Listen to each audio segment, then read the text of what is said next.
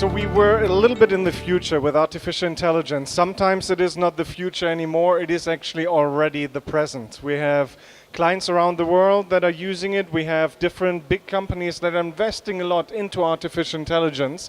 And now let's bring it back to all the changes that are happening because of technological advancements. We'll now have Dr. Shawn Foley to talk about how can we actually facilitate the transformation in the healthcare space to make sure that we create success, to make sure that we do not disrupt unnecessarily our organization, and that we actually enable the technology to do their work, to do what it is supposed to be doing, which is in the end fairly simple. You want to create value, you want to improve your outcomes, and you want to increase the overall benefit that you are generating for your organization. Dr. Shawn Foley, over to you. Thank you, Mick. So I want to start today with a story. A few years ago, I'm working with a client. We're taking them from paper to electronic. And as we're doing that, my role there was learning and development and ensuring that we had a good transformation and change, organizational development. And there was a manager from the Health Information Management Department, Medical Records, basically asking me, when is their team of about 50 or 60 people going to get the training and education on their record, on the electronic health record? And I looked into my schedule book and I'm looking around. I cannot find this team anywhere. I have no idea when they're going to be trained. So I said, look, I'm going to find out for you. Don't worry, I'll be back in a few days, if not shorter time frame. And I went to my team first, and my team can't find it, can't figure out at all what it is, where they're going to be trained when. So the next thing I did was I went to the business process people and the workflow folks, and I asked them the question, when will this team be actually educated? And they're not sure. So the next thing I did was I went to the CIO, and the CIO is not sure. So at the same time, at this point, more and more people are asking me about this team, because what this manager is doing is the absolute right thing. This manager is essentially going around and asking other people what is going to happen with the 50, 60 people, that when are they getting educated. So what I find out after my investigation is that this department, what they do is they take medical records from the medical record department to the ward and back. So when patient information is needed, they would take the file physically, and they would push these carts, and they'd know the patients either in the acute or ambulatory facilities, and they'd push the carts around and give them patient records out, collect the patient records, and switch those out every single shift. No one had told them their job is going away. We're 30 days out from conversion, and this entire department had somehow been missed by the transformation folks in charge of making sure that the workflows are there. My name is Dr. Shawn Foley, and what I'd like to talk with you about is clear ways to transform your organization. There is a good ending to that story. There was plenty of work to do, and we did eventually find the right place for this organization to be, and they were still employed, and eventually the business processes caught up, and they did have to change, and they did get education. It just wasn't on the electronic health record in the same way they thought. So many times that can happen, and it happens more often than not. Here's your calculable risk. For every 135 million, or for every 1 billion, that you will spend, whether you spend $1 billion today, whether you spend $1 billion over the next 10 years, $135 million will be at risk for that project or that set of programs and projects. The way that's calculated, 37% of projects don't meet their goals.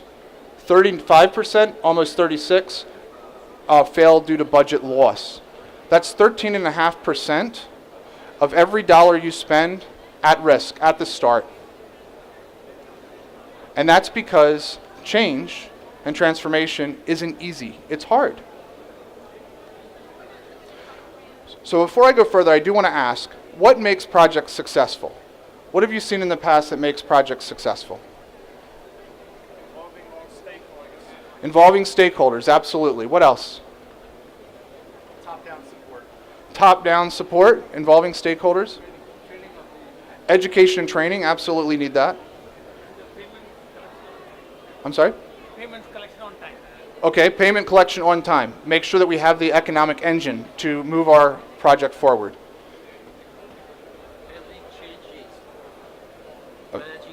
Managing the changes. And there's different techniques and strategies I'm sure that you would use for that. The interesting thing is the answer is all of the above, absolutely.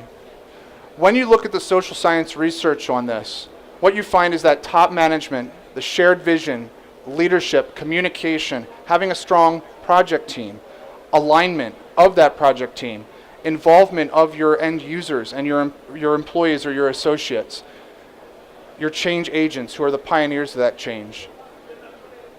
Those are the things, in addition to project plans, training, cost, that really drive the change.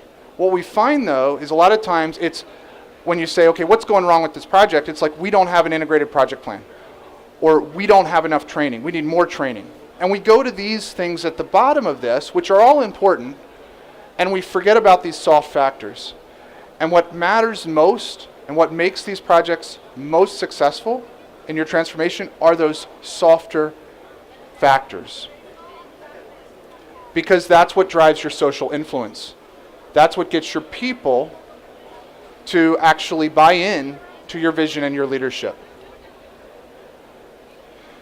Capgemini and MIT Sloan Management did a study. And what they did was they looked at digital maturity of 400 organizations. And they looked at it in two different dimensions. The first dimension was their digital intensity. This was the technology enablers they invested in to increase their profitability. And then they also looked at what these companies did from a transformation management intensity perspective. What did these companies do in regard to vision, communication, and leadership? And what they found time after time is the companies that were the most profitable, the companies that had the best revenue, the companies that had the best market valuation. Those companies are the companies that invested in both. They invested in the technology enablers and they invested in leadership and communication and vision. And the thing I love most about this slide is that in the bottom right-hand corner, the companies that invested either very little or nothing at all in technology, but invested in their people, they actually improved 9% with regard to profitability. So it's the vision, it's the governance, it's the engagement that makes the most difference. And it didn't take Capgemini or MIT Sloan Management to let us know this. We knew this probably before the 1800s and before these gentlemen. Does anybody recognize these guys? Okay. This is the Mayo family. This is James Mayo and William and Charlie, his sons. And what James said was, the glory of medicine is that we are constantly moving forward. We are constantly learning.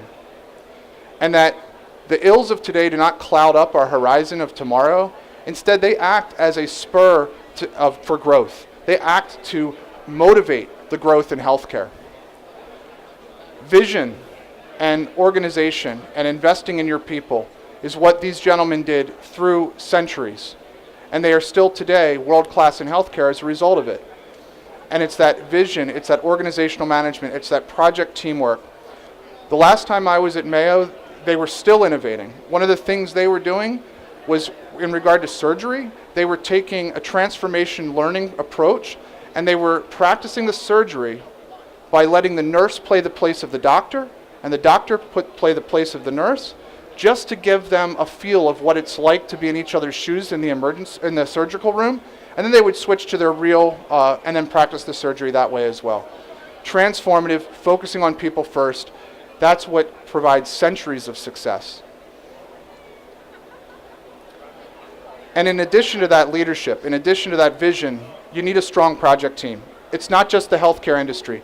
Henry Ford Automotive, coming together is the beginning, staying together is progressing, and working together is success.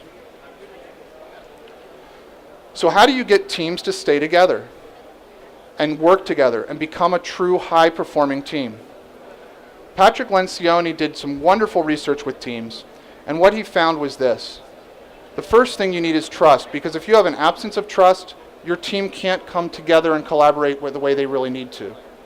And once you have them coming together and collaborating, you need to have debate.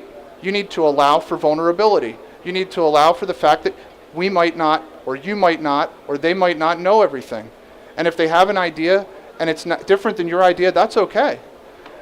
And we have to be comfortable with communicating and being comfortable with some of the conflict that might happen, the positive conflict that might happen in a team setting. In addition, commitment. Lack of commitment is critically important. We need to be committed to the same things. We need to be on the same page. We have to have buy-in to a overarching higher goal that's greater than ourselves, that's greater than the things that we're working on directly. We need accountability. So that means anytime as you're a leader and you see someone blaming someone else, you need to immediately get them to understand that that's not the way to be. If someone's pointing the finger at someone else, they have 3 fingers pointing back at them. Accountability and responsibility is important. And the accountability and responsibility isn't to just what you do. It's to the people to the left and to the right of you, right? It's the people who are on your team that you're accountable to first. And then you're accountable to the overall vision. And then you're accountable to whatever it is you happen to be working on or happen to be directly accountable for that day.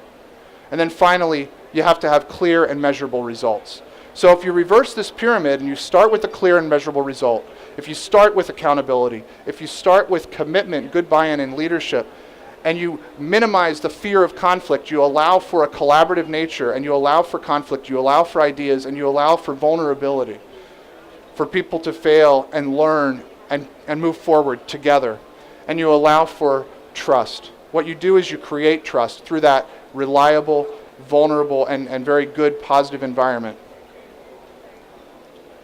So if you have that strong leadership, if you have that strong communication, you have that good executive support, you have a good project team and it's aligned, now all you have to worry about is the people. Because they're going to feel like something's being done to them. They didn't get to choose whatever innovation you're putting in place. Most likely it's being communicated to them and they're being expected to change their behavior or change something they do every day as a result. But there's great news. Change is something we're used to. It happens to us every day. It's the transition that we have to manage. It's the psychological process that we go through that help us either accept and adapt or have a more difficult time with that. And William Bridges gave us a model for that as well. What he said was, there's endings and there's new beginnings, and they happen to impact our productivity, and they occur over time. So for example, everyone here today came to Arab Health somehow. You either came on the metro, or you came in a taxi, or maybe you came in your own car, maybe you came by helicopter. Somehow you got here. And had you, go back to the beginning of your day, had you started out and the metro was closed, or there was a traffic jam or an accident that prevented you to get here at the same time you expected, you might be shocked. You might go through a little denial, especially if you're running a little late already to meet a colleague or a friend. You might be a little angry. Maybe you're, hope you don't, but maybe you do yell a little bit at the taxi cab driver. Or if you're driving your car, you use your secret magic power, that horn, and you start beeping to get people out of your way. But as that time progresses, your confusion starts to dissipate, and you start to think, okay, wait a second, I got to call my colleague. I have to let people know that I'm going to be a little late, and we're going to have to make some other plans. We might need some flexibility. And then as you get closer to Arab Health, as you step out of the metro or out of the cab, you go back to engagement and excitement.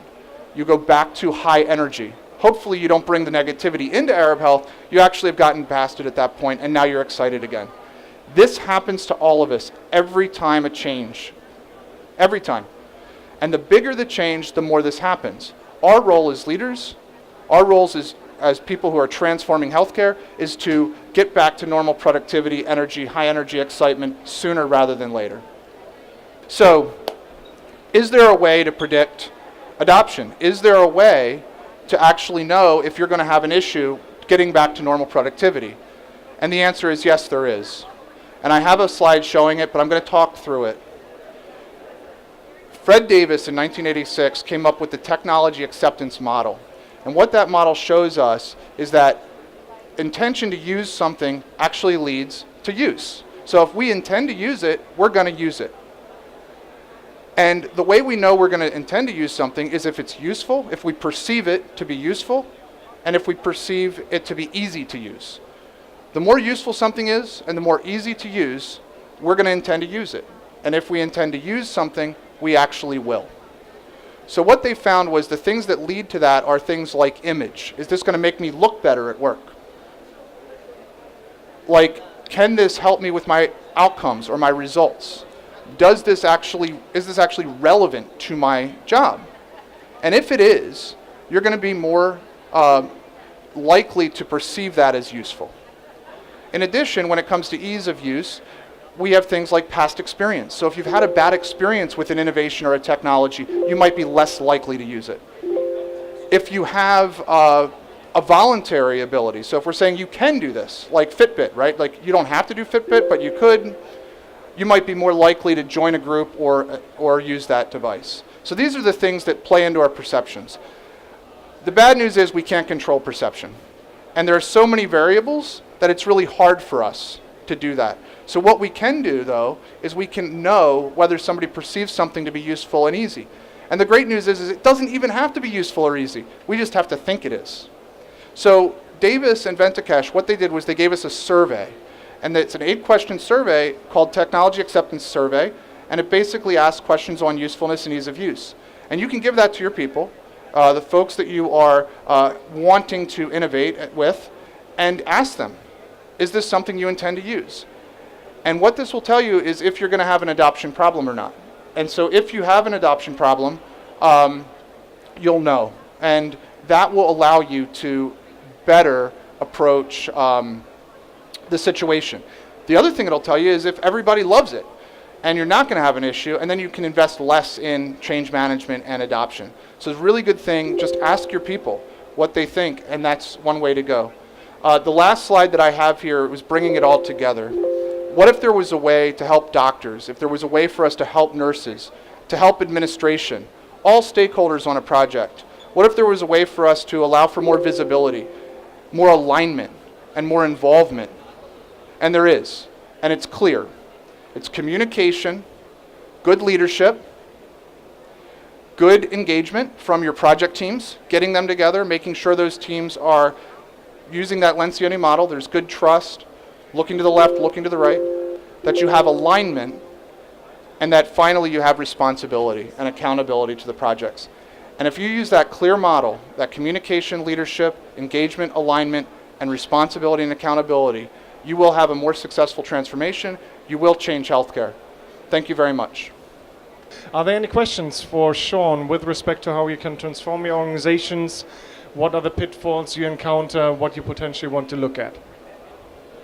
I have a question for you, if you don't mind. I a little don't. bit selfish. Okay, which is more around the resistance of actually transforming towards something new. Because typically when there is change, people in the first, you have it right on Yes, here, right? yeah. With respect to the right transition, here. there is a little You bit get of your the resistance, yeah. resistance, but it is sometimes so difficult to actually move into the confusion stage even before you get into engagement. So how do you get from the resistance stage over this barrier that you normally encounter? So there are several different ways. It all comes back to a good community and a good culture. So that can be built, and it also needs to be allowed to have a life of its own. So I think one of the ways that you can do that is you can reach out to people who are trusted and respected in your community already. It's not about managers. It's not about the leaders. Yes, they're respected and they're important, but it's about understanding who are our opinion leaders, who are our champions, and getting them together. And then I think the other part is communicating early and often, because if you have those opinion leaders and you communicate early and often, you're going to have less resistance. And the reason is because instead of just doing something to somebody like very command and control one directional, you've actually created a community around your transformation or your innovation. And that actually takes on a life of its own, and it becomes very powerful. Perfect. Shawn, thanks a lot. Really appreciate the insights. Thank you very much, Thank you Mick. so much. Thank you all.